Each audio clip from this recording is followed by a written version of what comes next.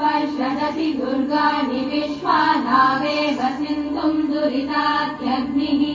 तामग्निवर्णाम् तपसा ज्वलन्तीम् भैरोचनीम् कर्मफलेषु जुष्टाम्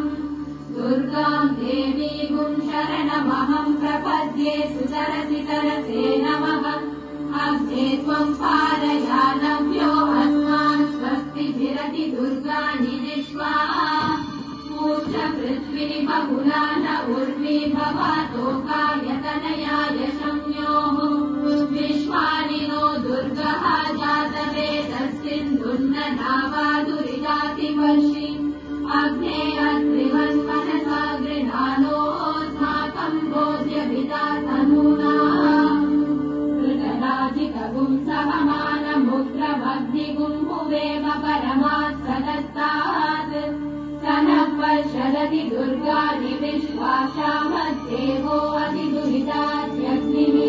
रत्नोषिकमेभ्यो अध्वरेषु सनाद्रहोतानभ्यत्यसत्सि